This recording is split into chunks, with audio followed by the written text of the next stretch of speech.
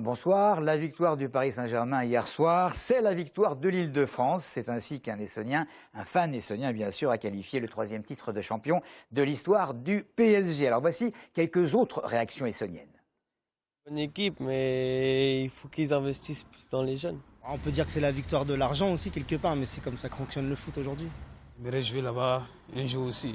Mon rêve, c'est pour jouer dans l'équipe de PSG. Dans une équipe de football, surtout en France, il faut que le club mette les moyens financiers pour avoir de bons résultats. Malheureusement, ce qui fait tâche, c'est le comportement de certains joueurs qui sont sur les nerfs. Continuer dans le bon chemin, quoi. Prendre petit à petit, monter le club gentiment. Il faut faire preuve de patience. C'est tout. Il est pourri par le pognon, la violence, les hooligans, les magouilles, etc. Il y a trop d'argent en jeu. Trop d'argent.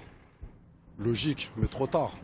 On aurait pu fêter le titre plus tôt, c'est tout ce que j'ai à dire. Ça fait longtemps, ils attendent cette victoire, et bien je les félicite. Il doit coûter cher leur but. C'est 2 millions chaque fois quand ils font un but. Rien à foutre de ces mecs-là, ils gagnent de trop. C'est pas des sportifs, c'est des capitalistes. Voilà, pour résumer, il y a à boire et à manger. Manuel Valls, le ministre de l'Intérieur, fait un bilan national des zones de sécurité prioritaires. Un constat satisfaisant selon lui, un dispositif qu'il faut poursuivre. En Essonne, il y a 2 ZSP, les Tarterets, à Corbeil-Essonne, et la Grande Borne, à Grigny. Pour le syndicat Alliance, le premier bilan est mitigé. Il y a certes une amélioration, mais également un déplacement de la délinquance et surtout un manque évident d'effectifs. Audrey Coll. Les zones de sécurité prioritaires, c'est 64 secteurs où un dispositif de sécurité plus important a été mis en place. Des zones considérées comme plus sensibles. En Essonne sont placés en ZSP les Tarterets à Corbeil-Essonne et la Grande Borne à Grigny. Pour le syndicat Alliance, le bilan sur ces zones est positif. Les ZSP ont permis effectivement d'élucider nombreuses affaires, trafic. Le problème, c'est que sur un département comme l'Essonne, on ne peut pas se limiter simplement à des zones comme celle de la Grande Borne et des Tarterets. Selon le syndicat, bien d'autres zones mériteraient d'être en ZSP, comme les Ulysses, le quartier des Érables à Viry-Châtillon ou encore des zones autour d'Évry. Il critique particulièrement le déploiement de moyens sur les ZSP avec un délaissement des autres quartiers.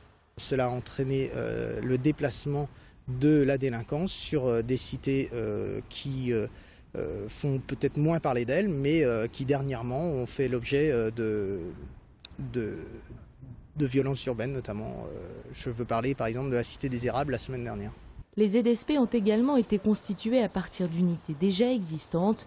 Selon le syndicat Alliance, le département aurait besoin en urgence de 100 fonctionnaires de police supplémentaires et 300 pour faire face à toute la délinquance du département.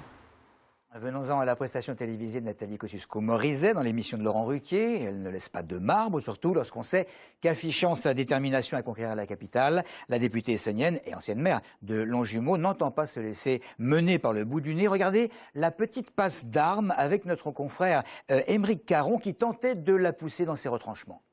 Bien ce que vous avez les yeux fermés, les oreilles fermées, il n'y a que la bouche qui est ouverte. Ben, je viens de vous redire, pariez mon combat, ça ne vous insulte pas, je vous dis que vous parlez beaucoup, vous ne m'écoutez pas. C'est vous qui dites ça, c'est le biscuit de la charité. Voici quelques heures plus tard, et recueillie par Aurélie Colombel, la réaction de Jérôme Guedj, également député et président du Conseil général. C'est pas un problème de cumul de mandats, c'est un problème de respect de la parole donnée. Quand on a sollicité un mandat, c'est pour pouvoir l'occuper. Après, on s'organise chacun pour pouvoir l'occuper. Elle dit que c'est plus sa priorité ce mandat-là, qu'il ne l'occupe même plus du tout, puisqu'elle est à plein temps dans la conquête de Paris. Les élus locaux de la 4e circonscription, comme les habitants de la 4e circonscription de l'Essonne, ont le droit d'avoir un député qui s'occupe d'eux. Alors, à la suite de ça, contactée par la rédaction, Nathalie Kosciusko-Morizet a estimé que les socialistes d'Essonne cherchent, je cite, à obtenir par la polémique ce qu'ils n'ont pas obtenu dans les urnes. Et pour ce qui concerne sa présence dans son département, NKM tient à signifier le fait qu'elle se trouvait le 8 mai dernier aux 4 cérémonies des 4 chefs-lieux de canton de sa circonscription et qu'elle n'a croisé nulle part l'ancien candidat socialiste. Fin de citation.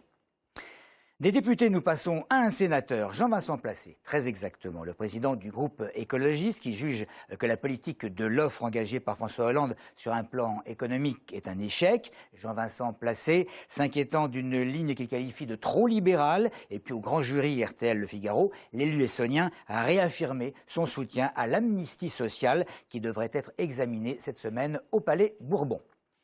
En février, plus de 250 Roms se faisaient expulser des camps qu'ils occupaient illégalement le long de la Nationale 7 à Ris-Orangis. Quelques familles s'étaient vues proposer des solutions d'hébergement et d'accompagnement vers l'emploi. Parmi les Roms qui ne correspondaient pas aux critères de sélection, certaines familles se sont installées 800 mètres plus loin seulement sur la commune de Grigny. Maxime Lemaine.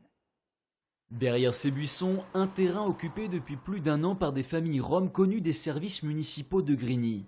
Certains des occupants sont en France depuis plus de 13 ans, parlent bien le français, mais n'arrivent pas à trouver leur place dans la société. Dernièrement, de nouveaux arrivants en provenance de l'ancien bidonville de Ris-Orangis se sont installés. D'un côté, une population qui affiche une envie de travailler et de s'établir durablement, et de l'autre, une commune déjà fortement impactée par les problèmes sociaux que rencontrent ses administrés. Dans l'ancien camp de Ris-Orangis, un collectif, Pérou, avait tenté d'améliorer les conditions de vie des Roms en installant une place, des toilettes sèches et une salle de réunion. Mais cette fois-ci, il ne sera pas possible de renouveler l'expérience. La mairie de Grigny a refusé totalement toute espèce de collaboration avec l'association. Donc nous avons décidé de ne pas repartir en guerre en quelque sorte, mais simplement de nous positionner là en observateur et en veille. L'arrivée de ces nouvelles familles est trop lourde à gérer pour la mairie, d'autant plus que le camp compte environ 90 enfants. La ville tolérera la présence des Roms jusqu'à cet été pour que les 15 enfants scolarisés puissent finir leur année.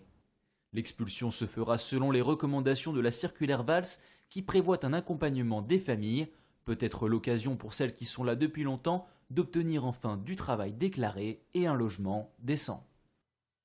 35 000 €, c'est la somme que 2 hommes ont dérobée hier en se faisant ouvrir le coffre-fort de l'Intermarché de Gomez-le-Châtel. Pas de blessés, les individus cagoulés et équipés de pistolets ont pris la fuite en s'emparant de la voiture d'une employée. On va terminer comme on a commencé par le foot. Sachez que l'ES Viry peut encore se sauver de la relégation. Les joueurs essonniens recevaient ce week-end la réserve du Mans en CFA. Bien sûr, tout est encore possible à 3 matchs de la fin de saison. Match décisif pour l'ES Viry en CFA. À 3 journées de la fin de la saison, les Essonniens sont en passe d'assurer leur maintien. Après avoir occupé de longues semaines la dernière place au classement. Face au Mans, l'ES Viry va se procurer les meilleures occasions en première mi-temps. Un coup franc de Aïchour, sauvé sur sa ligne par un défenseur Manceau, aurait pu ouvrir les portes du succès aux Essonniens. Puis 2 occasions vont suivre pour des Castelvirois dominateurs dans cette première période, face à des Manceaux agissant en contre-attaque. À la 25e minute de jeu, c'est le tournant de la rencontre. Une faute commise dans la surface de réparation essonnienne va conduire l'arbitre de la rencontre à siffler un pénalty pour le Mans et à expulser le défenseur castelvirois Miatoudila.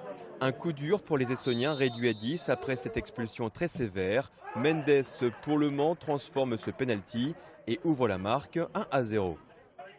Avant la pause, l'ES Viry aura l'occasion d'égaliser, notamment sur une tête d'Aïchour au second poteau. Par manque de réalisme et de clairvoyance, les Essonniens ne parviendront pas à revenir à la marque avant la pause. 1-0 pour le Mans, ce sera le score à la mi-temps. En seconde période, le score n'évoluera pas et l'ES Viry va s'incliner dans cette rencontre largement à sa portée. Les Essonniens sont donc condamnés à glaner des points sur la pelouse de Lorient la semaine prochaine, puis face à Pontivy lors de la dernière journée de championnat pour se maintenir. Tout reste possible malgré tout pour le maintien. Reste 2 matchs à jouer, samedi à Lorient puis à domicile face à Pontivy. 2 matchs facilement abordables, m'a confié Éric Coutard. C'est tout pour l'info. Merci de votre fidélité.